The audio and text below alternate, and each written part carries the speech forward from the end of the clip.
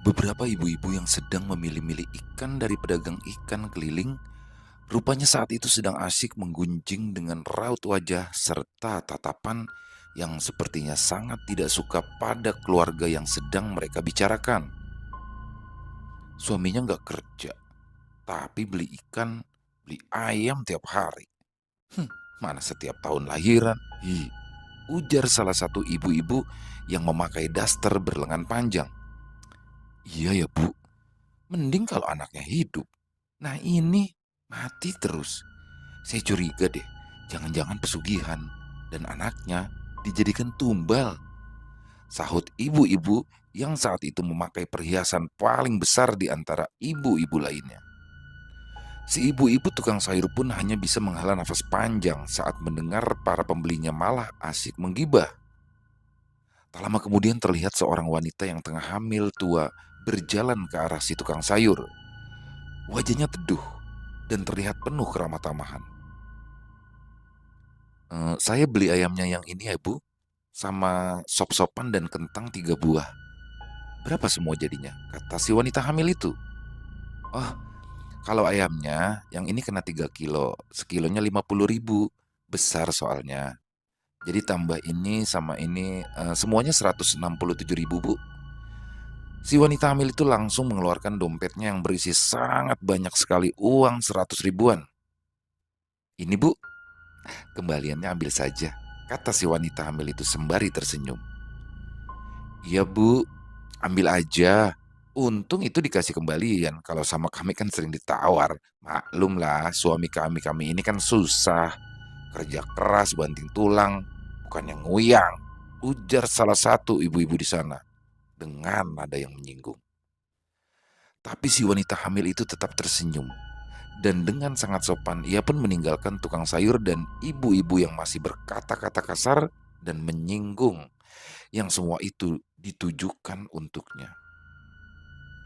Tuh kan ibu-ibu, apa saya bilang? Pesugihan pas itu. Ujar ibu-ibu setelah si wanita yang tengah hamil itu pergi. Sudah bu, ini pada jadi nggak beli sayurnya? Saya mau lanjut nih ke seberang lagi. Bajaja, jadi bajaja ini adalah berjualan keliling. Ujar si tukang sayur. Ini saya beli tempe aja deh. Keluarga yang sering dibicarakan oleh ibu-ibu itu adalah keluarga Inas dan Yumi. Mereka sudah lumayan lama berumah tangga, hanya saja memang anak mereka selalu saja meninggal. Jika tidak keguguran, ya meninggal di dalam kandungan atau meninggal setelah beberapa saat dilahirkan. Inas, selaku kepala keluarga di keluarga tersebut memanglah tidak memiliki pekerjaan tetap. Ia kebanyakan menghabiskan waktu di dalam rumah atau berjalan-jalan dengan istrinya. Dilihat dari sudut pandang warga, terutama ibu-ibu, kelihatannya aktivitas yang dilakukan oleh pasangan Inas dan Yumi sangatlah membosankan. Yumi pun tak pernah ikut kumpul-kumpul dengan ibu-ibu di kampung, karena ibu-ibu di sana bersikap sangat tidak baik dengannya, begitu juga dengan suaminya. Namun saat banjir desa yang menenggelamkan sebagian rumah warga dan saat musibah-musibah terjadi, keluarga Inaslah yang paling pertama memberikan bantuan seperti sembako dan makanan lainnya. Tapi kebaikan mereka itu tidaklah cukup untuk menghilangkan semua dugaan yang mengatakan bahwa mereka telah melakukan pesugihan. Suatu hari di kampung seberang diadakan sebuah acara pernikahan. Kai atau kakek Kamis dan seorang gadis muda berusia 25 tahun yang berasal dari kota. Beberapa kampung termasuk kampung yang ditinggali oleh pasangan Inas dan Yumi heboh membicarakan pernikahan kakek-kakek tersebut. Bahkan ada yang tega berkata seperti ini pada si wanita yang menjadi istri kakek Kamis. Halah, paling hanya mengharapkan harta orang tua itu saja kan. Jujur deh, mana ada wanita cantik muda seperti kamu ini mau menikah dengan laki-laki renta macam itu kalau bukan untuk hartanya. Omongan orang-orang seperti itu tidak hanya dari desa kakek Kamis berasal, tapi juga datang dari desa-desa lainnya yang tahu tentang pernikahan tersebut. Malah parahnya, banyak yang menyerang si wanita itu saat bertemu di pasar ataupun di jalanan. Tidak sedikit yang mendoakan si wanita itu dengan segala macam. Hingga suatu hari, terdengar kabar jika kakek Kamis meninggal. Dan bukannya prihatin atau berbela sungkawa, orang-orang yang tidak suka malah dengan teganya menyebarkan gosip yang tidak-tidak tentang kematian si kakek. Hingga seminggu selepas itu, si wanita jandanya si kakek ditemukan tewas gantung diri di dalam rumah oleh anak sambungnya. Dan saat kabar kematian itu menyebar, orang-orang yang dulu mengkata-katai si wanita bukan sadar, malah justru mengatakan, untung dia mati. Coba kalau tidak, ya habislah harta kalian itu. Mereka semua mengatakan itu tanpa rasa bersalah sedikit pun. Kita kembali berfokus pada keluarga Inas. Malam itu, istrinya Yumi akan segera melahirkan. Dan Inas mau tak mau harus meninggalkan istrinya sendirian di rumah untuk memanggil bidan. Bidan itu kebetulan tinggal di ujung desa, cukup jauh jaraknya dari rumah Inas. Aku panggil bidan sebentar ya. Kamu tunggu sebentar, sabar, ujar Inas seraya mengambil senter dari dalam lemari. Dan setelah suaminya pergi, perut Yumi pun semakin bertambah sakit. Beberapa kali ia mencoba mengejan sendirian, namun tenaganya tak cukup kuat tanpa dorongan dari bidan. Tiba-tiba pintunya ke kamarnya terbuka. Terlihat seorang wanita berpakaian hitam masuk ke dalam. Yumi pun tak menaruh curiga sedikit pun pada orang tersebut. Beberapa si wanita misterius yang dikiranya adalah bidan oleh Yumi mengelus-ngelus perutnya dari atas ke bawah. Dan setelahnya, ia mulai menyuruh Yumi untuk mengejan kuat-kuat. Namun, karena tenaga Yumi yang sudah hampir habis, membuat ia pun tak sanggup lagi untuk mengejan. Akhirnya orang tersebut memasukkan kepalanya ke dalam tudung yang saat itu menutupi bagian pinggang ke bawah milik Yumi. Terasa sekali kuku orang itu sangat panjang dan sakit ketika memasukkan jari-jari untuk mengecek bayinya Yumi. Aduh, sakit. Jangan, rintih Yumi saat itu. Namun orang itu sepertinya tak memperdulikan rintihan Yumi. Ia tetap asik mengorek-ngorek si bayi yang masih berada di dalam perut. Sekuat tenaganya yang tersisa, Yumi pun berusaha menendang orang tersebut. Namun berkali-kali ia menendang, orang itu tetap tak mau pergi. Yumi pun berteriak-teriak kesakitan. Cukup lama Yumi menahan sakit perut yang sudah dirasa sangat tak wajar itu. Hingga akhirnya suara ramai-ramai di luar rumah terdengar. Inas dan dua orang bidan kampung masuk ke dalam rumah.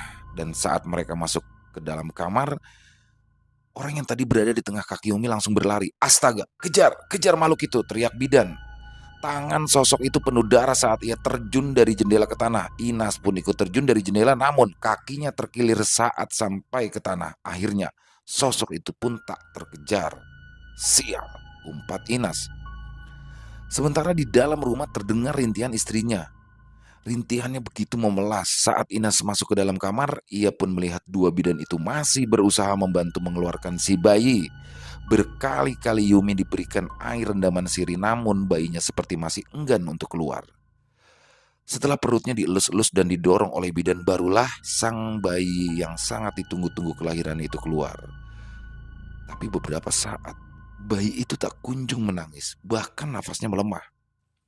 Bidan pembantu langsung mencaluk atau jarinya dimasukkan ke mulut sampai muntah mulut si bayi dan mengucup hidung si bayi, bertujuan agar air ketuban yang sempat terminum oleh sang bayi akan bisa keluar.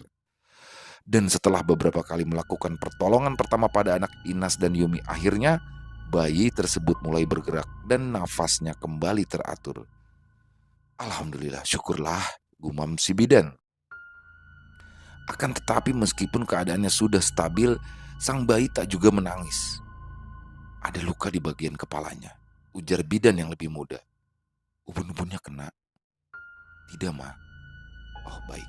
Yang penting tidak kena ubun-ubunnya. Anak kami tidak kenapa-napa kan, Mak? Baik-baik saja kan, Mak? Kok tidak ada suara tangisannya, ujar Inas. Tidak apa-apa. Tolong dimandikan dulu anaknya. Dibersihkan nanti juga nangis sendiri, ujar bidan yang lebih tua seraya menyuruh si bidan yang lebih muda untuk memandikan si bayi. Dan benar saja setelah terkena air dingin, si bayi pun langsung menangis. Jadi salah satu kebiasaan di sini adalah jika bayi baru lahir, apalagi jika lahirnya malam, maka mandinya langsung dengan menggunakan air dingin atau air sungai dengan bertujuan agar si bayi kuat dan tahan dingin, tidak mudah sakit. Setiap harinya akan mandi menggunakan air dingin, tidak peduli walaupun cuaca sedang hujan. Makanya anak-anak di pedalaman Kalimantan jarang sekali sakit-sakitan meski mainnya hujan-hujanan, panas-panasan, malam dan siang di hutan. Tapi tidak semua orang tua menerapkan hal ini pada bayi mereka, terlebih di zaman sekarang. Inas nampak tersenyum dan terus memandangi anaknya. Ia begitu bahagia dan merasa seperti mendapatkan harta karun yang tak ternilai harganya. Setelah semuanya bersih, Inas pun diminta untuk menguburkan ari-ari anaknya. Dengan cekatan, Inas pun menyiapkan wadah untuk tambuni anaknya yang terbuat dari anyaman bambu. Tak lupa juga, ia menaruh sebungkus besar garam beserta pulpen juga kertas, sedikit bedak dan gincu. Karena anaknya perempuan. Jika laki-laki, biasanya diganti dengan minyak rambut dan bumbu tamiang yang ujung-ujungnya sudah dipotong runcing. Setelah itu, bidan pun meminta ditemani ke sungai untuk membuang darah-darah bekas lahiran sang istri agar tidak mengundang kedatangan makhluk-makhluk yang tidak diinginkan, seperti panguluh dan juga kuyang. Saat berada di sungai, Ina seperti tak tenang.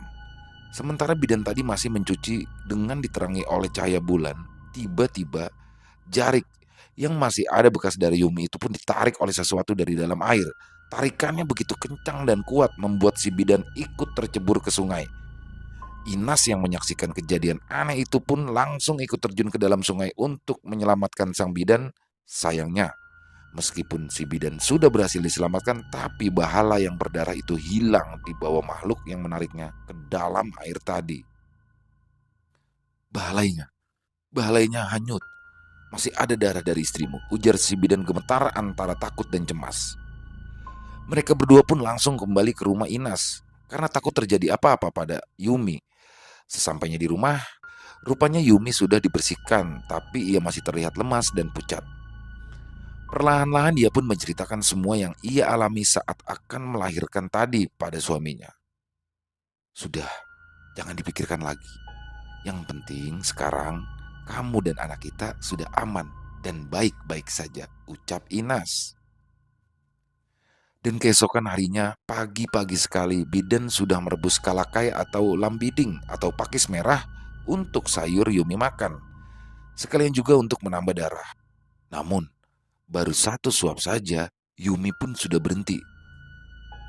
Perutku sakit sampai ke bawah pusar. Sakit sekali, perih. Seperti disayat-sayat, ucapnya lirih. Lah, pura-pura itu bu.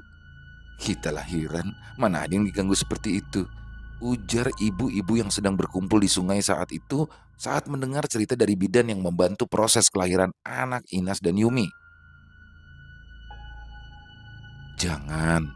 Janganlah menuduh seperti itu bu, tidak baik. Lagi pula kan di daerah kita ini memang ada banyak makhluk-makhluk seperti itu. Dengan menunjukkan raut wajah mengejek, ibu-ibu yang paling banyak memakai perhiasan itu pun berkata, bukannya menuduh ya, tapi saya bicaranya kenyataan kok. Mereka itu cuma pura-pura. Selama saya tinggal di sini dan sudah berapa orang anak yang saya lahirkan di sini, nggak ada tuh yang namanya diganggu makhluk-makhluk halus. Ya karena memang saya kan tidak melakukan pesugihan apapun, makanya aman. Si bidan saat itu hanya bisa menghela nafas panjang. Menyesal sekali ia bercerita saat tahu bahwa ia didengar oleh ibu-ibu tersebut. Omongan mereka hanya bisa buat panas kuping saja. Jika dilawan pun mereka semakin menjadi-jadi. Didiamkan sama saja. Malam itu gelagat Yumi sudah sangat aneh sekali. Ia meracau tak biasa, bertingkah seperti sedang mengambil sesuatu yang tak terlihat dengan mata terpejam. Kedua bidan yang masih membantu mengurus Yumi juga bayinya pun sudah merasa kalau akan terjadi sesuatu pada Yumi. Dan ternyata perasaan mereka benar. Sekitar pukul 2 dini hari, Yumi pun akhirnya menghembuskan nafas terakhirnya dalam keadaan yang sangat memprihatinkan. Matanya renggang dan mulutnya juga sedikit terbuka. Kedua bidan itu pun langsung mencoba untuk lebih dulu membersihkan darah-darah yang ada di kasur, lalu memindahkan jenazah ke tempat yang lebih bersih. Namun, mereka berdua saja rupanya tak mampu untuk mengangkat tubuh Yumi yang sangat berat tersebut. Padahal, tubuhnya kecil dan kurus, tidak mungkin seberat itu. "Maaf, bisa tolong bantu kami mengangkat tubuh jenazah istri kamu, Nas?" ujar bidan yang lebih tua. Masih dalam keadaan menangis, Inas pun berusaha mengangkat tubuh sang istri yang sudah menjadi mayat saat itu. Ia merasa tubuh istrinya masih panas, sama seperti halnya Hawa manusia hidup. Ma, Ma yakin kalau istri saya sudah meninggal. Ini badannya masih panas, Ma. Ujar Inas berharap jika istrinya saat itu masih hidup. Maaf, Nas, tapi istrimu memang sudah meninggal. Kalau masalah Hawa tubuhnya, Uma tidak enak menjelaskannya, ucap sang bidan. Setelah semuanya bersih, barulah orang-orang dipanggil untuk membantu membaca Yasin. Sampai pagi dan jenazah siap untuk dimandikan. Baru tahu kalau mereka itu beragama Islam. Karena selama ini tidak pernah sekalipun ke masjid. Iya kan, Bu? Ujar salah satu ibu-ibu seraya menyenggol ibu-ibu di sampingnya. Sudah orang yang sudah meninggal jangan diomongin, kasihan. Dan menjelang pukul 4 dini hari, di saat ibu-ibu yang lainnya masih membaca surah Yasin secara bergantian, tiba-tiba ibu-ibu yang mengenakan jilbab berwarna ungu terong menjerit kaget sambil menunjuk ke bagian kaki jenazah. Kakinya, kakinya bergerak. Namun saat itu ibu-ibu yang lain sama sekali tak melihat adanya pergerakan pada kaki mayat yang sudah ditutupi dengan kain itu. Kalau ngantuk, istirahat saja, Bu. Nanti gantian saja baca Yasinnya ya, ujar yang lain. Tidak, tidak kok. Tadi aku lihat sendiri memang bergerak kakinya. Salah satu ibu-ibu membuka penutup kaki mayat, tapi kakinya masih kaku, walau memang seperti agak sedikit tegak. Mereka pun saling bertatapan satu sama lain, lalu cepat-cepat menutupi kembali kaki mayat dengan kain. Perasaan mereka yang berada di sana mulai tidak enak. Apalagi saat itu bau-bau amis menyengat hingga membuat perut mereka menjadi mual. Untungnya, hal aneh itu mereka alami hanya 1 jam lebih sedikit karena kemudian terdengar suara azan subuh dari masjid berkumandang. Pertanda pagi sudah tiba.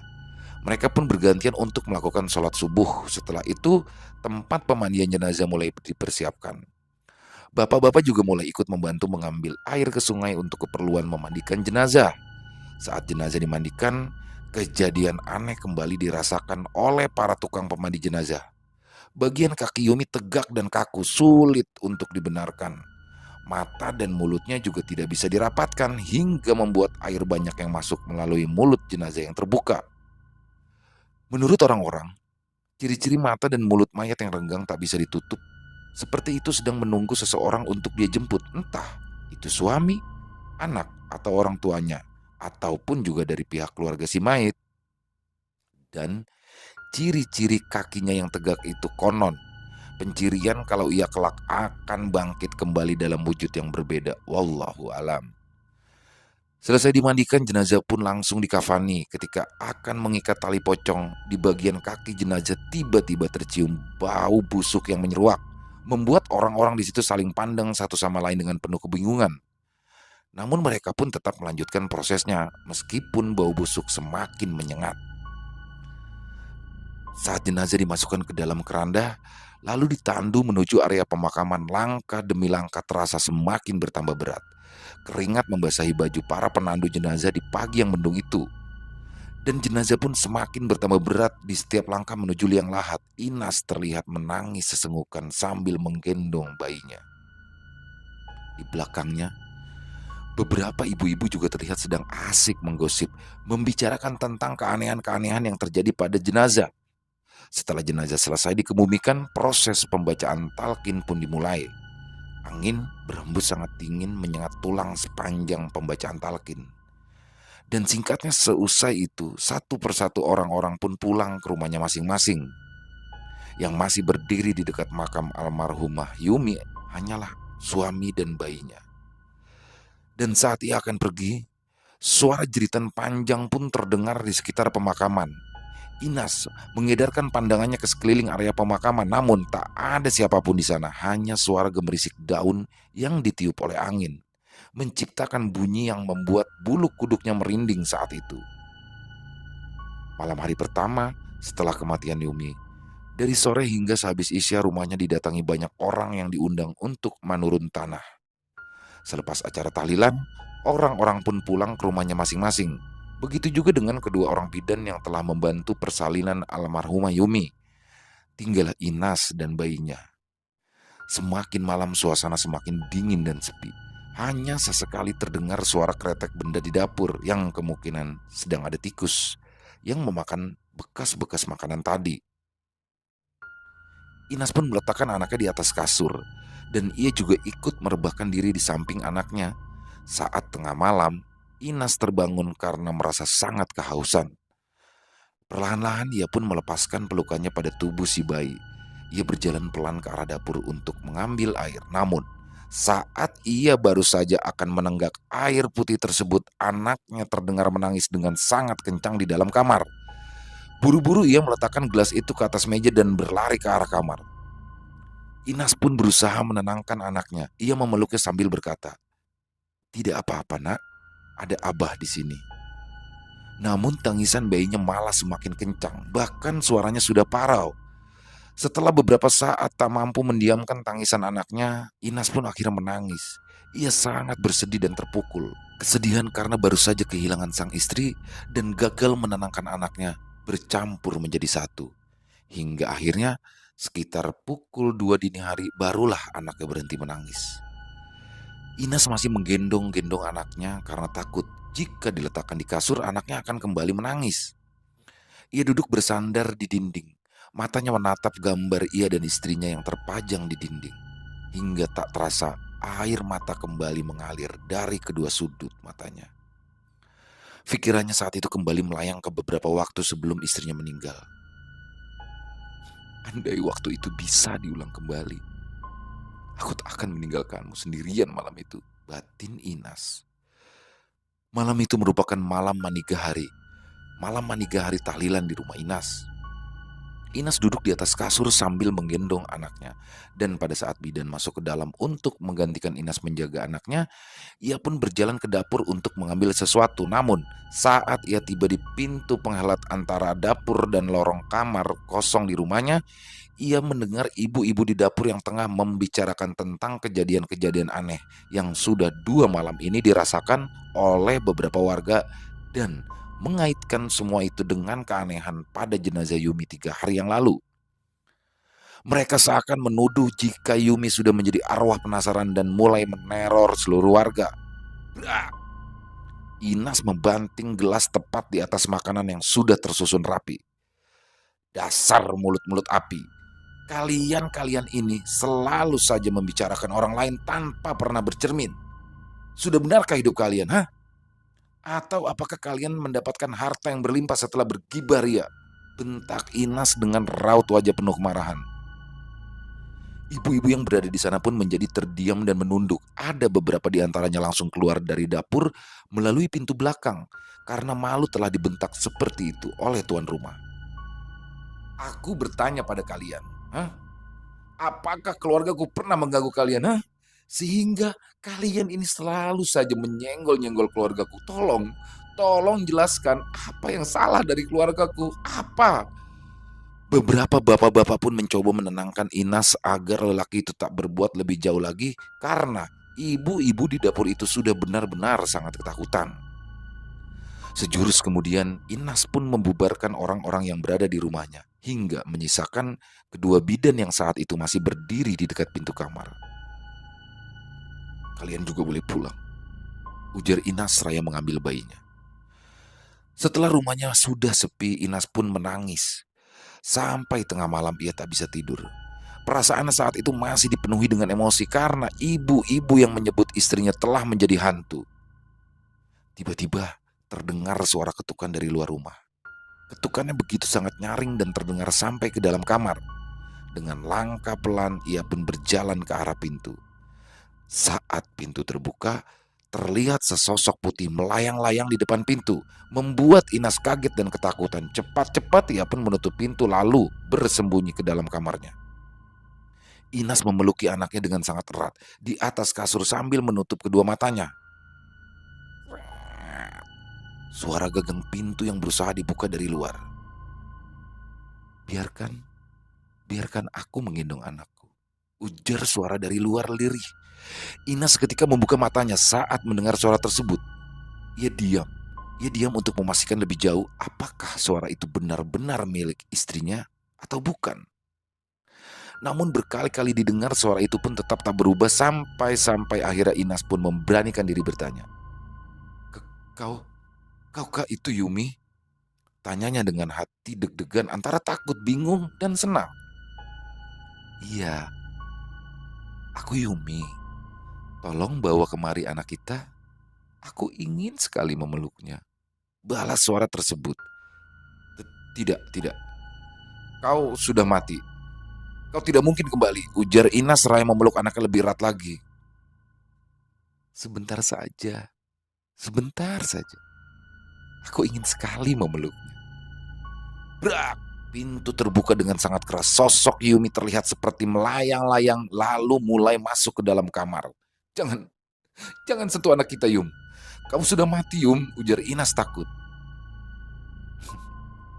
Jangan takut. Aku tidak bermaksud menyakiti kalian. Aku sangat menyayangi kalian. Ucapan Yumi pun lirih terdengar. Tidak, tidak, tidak. Pergi, pergi dari sini, ujar Inas dengan nada bergetar. Dan hush, akhirnya sosok Yumi pun menghilang. Tubuh Inas bergemetar ketakutan, keringat dingin membasahi tubuhnya. Nafasnya juga tak beraturan. Dan keesokan harinya, sekitar pukul 9 pagi, kedua bidan yang pernah membantu Yumi melahirkan pun datang ke rumah Inas untuk mengecek si bayi. Dan saat mereka masuk ke dalam rumah, terdengar suara tangisan parau si bayi. Inas terlihat berbaring di kasur sebelah anaknya dengan keadaan tubuh menggigil. Tubuhnya sangat panas kala itu. Tolong, tolong, tolong jaga anakku untuk hari ini saja, ujar Inas dengan suara bergetar. Iya, iya Nas, iya. Kau tenang saja ya, kata bidan yang lebih tua. Seharian itu Inas hanya terbaring sakit di dalam kamarnya setelah sebelumnya melihat penampakan hantu yang sangat mirip dengan sang istri. Sore harinya ia mencoba untuk bangun karena kedua bidan yang mengasuh anaknya akan segera pulang ke rumah mereka masing-masing. Kau yakin bisa, Nas? Kalau tidak, begini saja. Aku akan membawa anakmu ke rumah. Nah, besok ku bawa lagi kemari ya. Inas pun berpikir sejenak. Karena merasa tubuhnya masih gemetar dan juga kepalanya sangat pusing, akhirnya ia pun menyetujui usul dari bidan tersebut. Dan setelah itu, dua orang bidan itu pun pergi membawa anaknya. Inas kembali masuk ke dalam kamar, lalu ia berbaring. Pikirannya jauh menerawang mengingat kejadian tadi malam. Ia tak menyangka jika yang dibicarakan ibu-ibu itu benar adanya. Tapi, tapi apa sebabnya yang membuat Yumi menjadi hantu? Tak ada yang tahu. Di tengah malam Inas terbangun karena mendengar suara tangisan bayi di kamar sebelah. Semakin lama, suara tangisan bayinya semakin nyaring. Inas pun bangun dan seketika menyerutkan keningnya. Karena seingatnya kedua bidan tadi sudah membawa serta anaknya. Lalu, bayi siapakah yang menangis di dalam rumahnya itu? Penasaran, Inas pun langsung berjalan keluar kamar. Ia mencoba menempelkan telinganya di depan pintu kamar sebelah. Ternyata, tak hanya ada suara tangisan bayi, tapi juga ada suara perempuan yang tengah bersenandung dengan lembut. Dek! Jantung Inas pun berpacu lebih cepat setelah mendengar suara tersebut yang tak lain adalah suara istrinya, Yumi. Dengan tangan gemetar, Inas pun mencoba membuka pintu untuk menyelamatkan anaknya dari Yumi yang kini telah menjadi hantu. Pintu pun terbuka, terlihat Yumi yang tengah menggendong anak mereka. Yumi, Yumi, lepaskan anakmu. Jangan bawa dia, aku mohon. Dia adalah satu-satunya yang kupunya sekarang. Isak, Inas. Aku tidak menyakitinya kok. Aku berusaha menjadi ibu yang baik untuk anakku, kata sosok itu. Tapi lihatlah kau sekarang. Kau bukan lagi seorang manusia, Yumi. Manusia atau bukan, kasih sayangku pada kalian akan tetap sama dan tak akan mungkin pernah berubah. Inas pun tercekat. Istrinya benar. Ia pun juga merasakan hal yang sama. Walaupun istrinya telah menjadi sosok hantu, namun ia senang telah melihat istrinya kembali lagi. Setelah menghela nafas panjang, Inas akhirnya mau menerima kedatangan sosok hantu istrinya di rumah tersebut, meskipun awalnya ia sangat ketakutan. "Terima kasih ya," ucap Yumi tersenyum. Senyumnya dingin, dingin dan kaku terkesan menyeramkan. Tok tok tok, tok tok tok. Suara ketukan pintu di depan rumah terdengar berulang-ulang. Inas pun keluar meninggalkan istrinya yang masih menggendong anaknya saat itu. Dan saat pintu terbuka, terlihat bidan yang berusia cukup tua berdiri dengan wajah menunduk. Ia terlihat meremas-remas tangannya sendiri. "Ada apa, Uma?" tanya Inas. "Inas, Inas maafkan aku. Tadi saat aku membuatkan kopi untuk suamiku ke dapur, anakmu kutinggalkan sendirian di dalam kamar. Dan saat aku kembali ke dalam kamar, anakmu sudah menghilang," isak bidan itu dengan nada bicara yang sangat gugup. Dan bertepatan dengan itu, terdengarlah suara tangisan bayi dari dalam kamar. Si bidan pun nampak kaget. Tanpa permisi pun ia langsung masuk ke dalam kamar memastikan asal suara tersebut. "Hah?" Sang bidan menatap Inas dengan mata melotot. Bagaimana? Bagaimana dia bisa di sini?" gumamnya sebelum akhirnya sang bidan jatuh tak sadarkan diri. Inas pun gelagapan melihat si bidan yang pingsan. Ia takut jika nantinya akan banyak orang-orang yang tahu tentang keberadaan istrinya. Duh, bagaimana ini? Bagaimana kalau sampai semua orang tahu? Mereka pasti akan menyuruhku mencari cara untuk mengusirmu, kata Inas gugup. "Kau juga? Kenapa mengambil anak kita tanpa bilang padaku?" "Bagaimana coba caranya aku bilang padamu? Kau saja sebelumnya takut padaku," kata Yumi. "Aduh, Uma, bangun Uma." Inas berusaha membangunkan bidan itu. Lalu Inas pun mengambilkan air putih ke dapur untuk diciprat-cipratkan pada muka si bidan agar beliau segera siuman dari pingsannya. Dan setelah sadar, si bidan pun langsung berusaha berdiri karena takut. "Uma, aku mohon Uma, jangan ceritakan kejadian ini pada siapapun. Aku tidak mau orang-orang kembali menuduhkan yang tidak-tidak pada keluargaku," ucap Inas memelas. Tapi aku mohon Mak, tolonglah aku. Cukup aku dan Uma yang tahu kejadian ini. Aku pun bingung, kenapa anakku bisa ada di sini?" potong Inas. Setelah beberapa saat dan keadaan si bidan pun mulai tenang, ia lalu menyetujui untuk tidak akan menceritakan kejadian malam itu pada siapapun. Dan sejak malam itu juga, Inas pun bisa tidur sepanjang malam karena setelah seharian menjaga anaknya juga sambil bekerja, malam harinya sosok Yumi pasti hadir datang untuk menggantikan Inas menjaga anaknya. Dan akan pergi sebelum azan subuh berkumandang. Hari-hari Inas menjadi lebih baik karena kehadiran arwah istrinya meskipun mereka hanya bisa berkumpul di waktu malam hari. Akan tetapi, setelah 2 bulan lebih menjalani malam-malam seperti itu, seminggu terakhir ini, Yumi selalu datang terlambat. Jika ditanya, ia selalu mengelak dan kadang-kadang wajahnya juga tiba-tiba berubah menjadi sangat menyeramkan, yang tentu saja membuat Inas menjadi ketakutan. "Waktuku hampir habis. Tepat di hari ke-100 setelah kematianku, aku akan pergi untuk selama-lamanya," ucap Yumi lirih. Nampak sekali raut wajahnya sedih ketika mengatakan hal itu. Begitu juga dengan Inas. "Kau akan pergi lagi? Untuk yang kedua kalinya?" Wajah pucat Yumi menunduk sangat dalam. "Kalau kau ingin pergi, pergilah sekarang. Tak usah menunggu sampai 100 hari, ujar Inas seraya pergi meninggalkan sosok Yumi. Dan tanpa ia sadari, beberapa orang bapak-bapak yang sedang mencari kodok mencoba mengintip ke dalam rumah Inas. Mereka penasaran saat itu dengan apa dan dengan siapa Inas berbicara. Dan saat menemukan lubang yang cocok untuk mengintip, mereka pun bergantian untuk melihat apa yang dilakukan Inas di dalam. Dan saat tiba giliran bapak-bapak yang agak polos, ia pun dikagetkan dengan penampakan wajah buruk di lubang itu. "Hantu!" ia berteriak seraya berlari meninggalkan teman-temannya. Bapak-bapak yang lain akhirnya pun juga ikut berlari karena takut dimarahi oleh Inas. Sementara di dalam rumah, Inas pun bergegas keluar rumah setelah lamat-lamat ia mendengar ada orang berteriak di luar.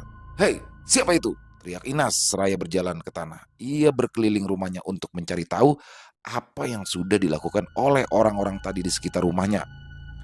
Dan saat ia menemukan wadah tempat kodok, Inas pun nampak sangat kesal sekali dengan perlakuan orang-orang yang sudah mulai berani mengintip dan memata-matainya. Sejak malam itu saat ia sudah memarahi sosok istrinya sudah tak pernah terlihat lagi. Namun, kini malah warga yang mulai kena teror oleh arwah Yumi. Mulai dari pintu yang digedor-gedor dan bau busuk yang menyengat di sekitaran rumah. Ada pula yang sampai sakit karena dihantui oleh sosok Yumi di jalan saat akan pulang. Dan tidak hanya sampai di situ, menjelang hari ke-100, rumah-rumah warga pun semakin parah diganggu oleh arwah Yumi. Makanan apapun yang ada di dapur ataupun yang baru mereka masak akan langsung membusuk dan berulat.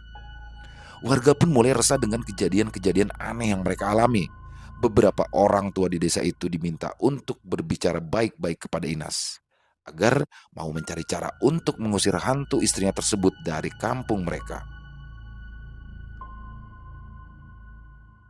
Saya juga tidak tahu caranya, Pak. Tapi saya yakin jika arwah istri saya tidak akan mengganggu orang yang tidak pernah mengganggu dia semasa hidupnya. Nah, contohnya seperti Bapak.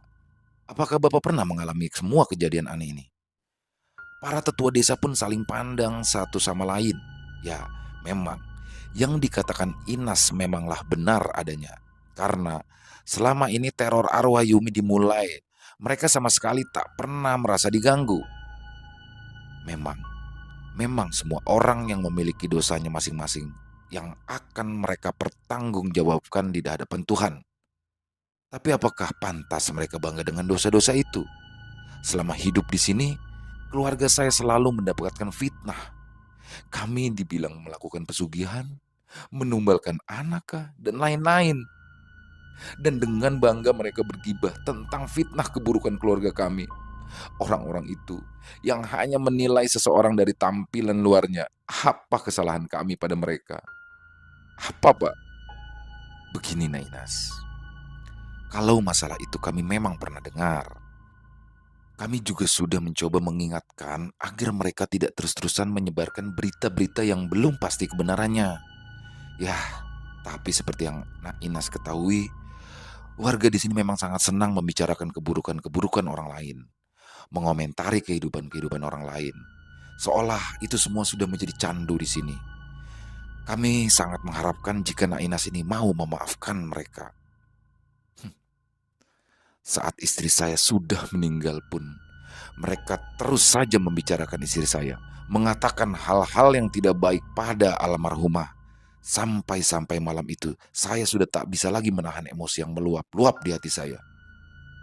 Meminta maaf memang mudah, memaafkan juga memang mudah. Tapi, apakah dengan kata maaf, istri saya bisa hidup lagi? Ujar Inas. Dan setelah berbicara panjang lebar, namun Ina sama sekali tak mau menuruti permintaan tetua desa. Hingga akhirnya tetua desa tersebut pulang. Namun, setelah hari ke-100 setelah kematian Yumi, desa itu pun kembali aman. Tak ada lagi gangguan-gangguan dan tak ada lagi kejadian-kejadian aneh di rumah mereka. Namun sayangnya, warga terutama ibu-ibu sama sekali tak mengambil contoh dari apa yang sudah pernah mereka alami, yakni diganggu arwah orang yang sering mereka gosipkan. Kini malah semakin menjadi-jadi. Keserangan gosip-penggosip sudah mulai mencandui orang-orang yang bahkan baru tinggal di sana. Mereka tak sadar jika hanya dosalah yang akan mereka dapat akibat menggunjing orang lain. Dan tepat di 107 hari, anak Inas pun meninggal dunia dikarenakan sakit demam dan cacar. Dan setelah anaknya meninggal, Inas pun pergi dari desa tersebut dan tak pernah mau kembali lagi ke sana. Kenangan pahit dan suram yang ada di desa tersebut. Ia sudah tak ingin lagi berurusan dengan masa lalunya yang kelam di sana, apalagi dengan orang-orang yang berada di desa tersebut. Selesai. Itulah teman-teman, akhir dari ceritanya. Semoga ada hikmah baik yang bisa kita ambil dan kita buang yang buruk-buruknya. Saya mohon maaf apabila ada kesalahan dalam berkata-kata. Kisah ini adalah kisah dari daerah Kalimantan. Salam santun dari saya, salam budaya untuk para warga Kalimantan. Suatu kehormatan dari saya untuk bisa menceritakan.